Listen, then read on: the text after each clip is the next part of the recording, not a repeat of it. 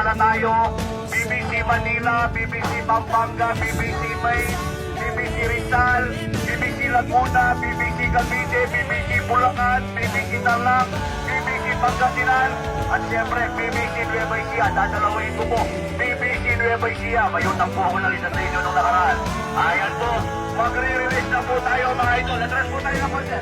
Atras po tayo. Atras po tayo. Atras po tayo mga idol.